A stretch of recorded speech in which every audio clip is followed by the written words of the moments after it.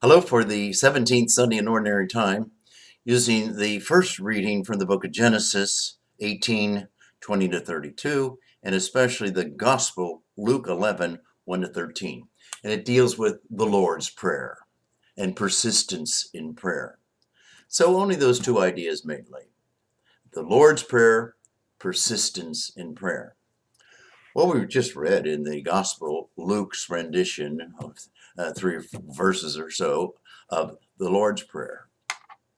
Well, that's also found in Mark, sort of, where maybe a snippet. And in Mark, it is, when you stand to pray, forgive anyone against whom you have a grievance, so that your heavenly Father may in turn forgive you your grievances.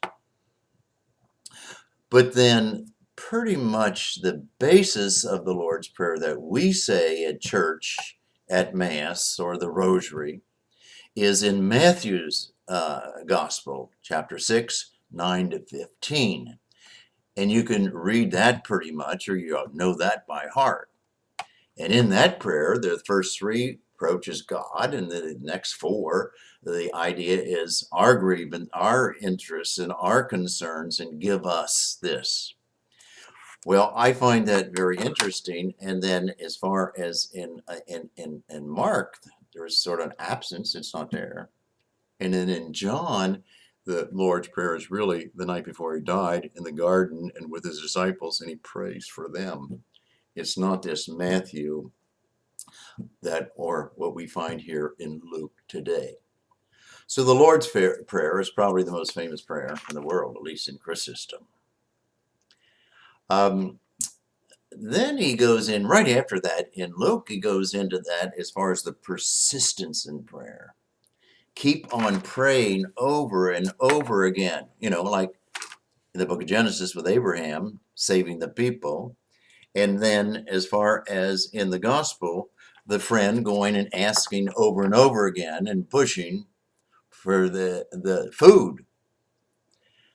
Well, that sort of reminds me, in my book that I wrote, one of this Sunday's readings are in that book, but it's a homily from 2013 or 2016, I don't know.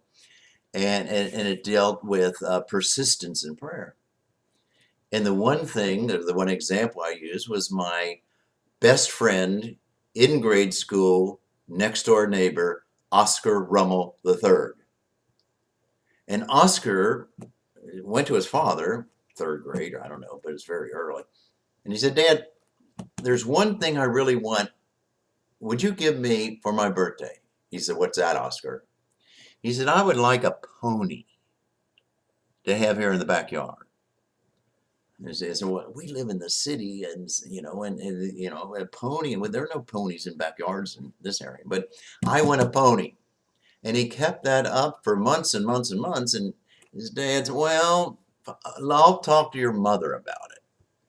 Well, he apparently did, and nothing happened. So he goes to his mother, and he asks and bugs her, Mom, could I have for my birthday a pony? And this went on and on for a few years.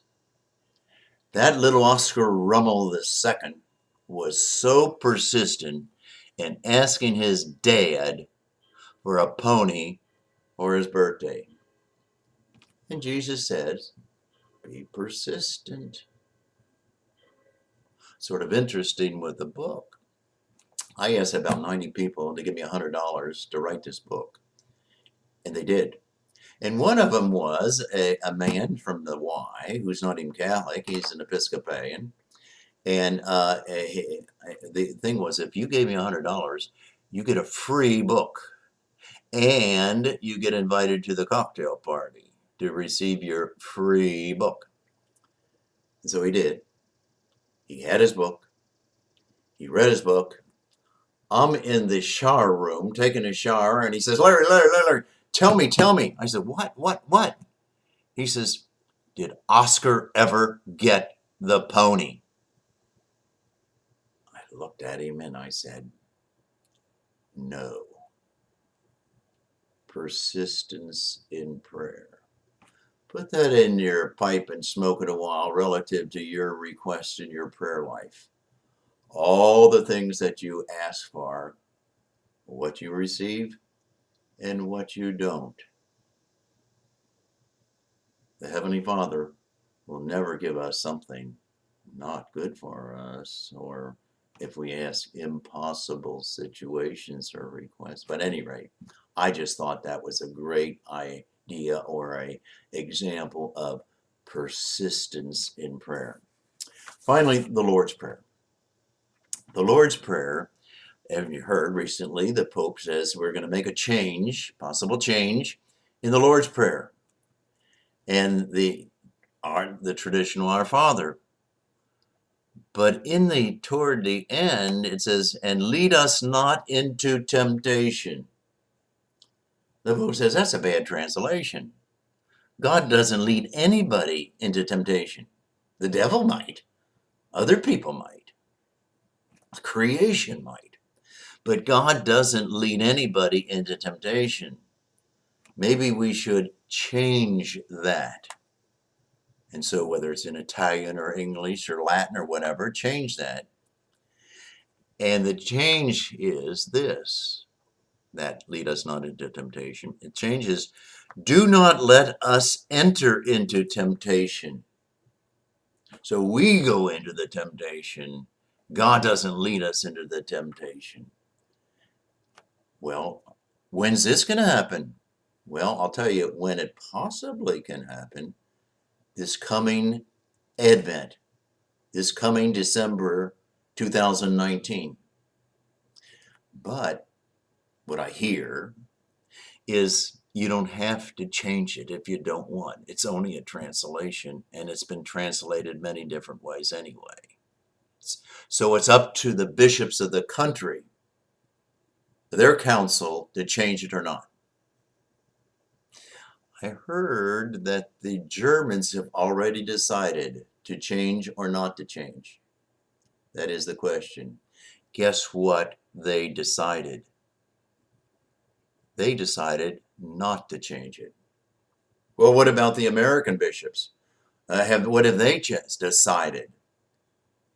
Guess what? They haven't decided yet. So, who knows? What would you like? The change or not the change?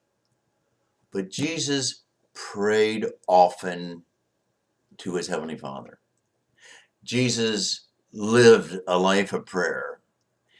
And when the disciples asked him, teach us how to pray, that's what we're reading today in the gospel, and especially in Matthew's gospel. Praying is the essence. Raising our mind and heart to God is the essence. And we're supposed to do it often and persistently and ask and thank and worship. That's what prayer is all about. It's key to any Christian's life. Have a good day.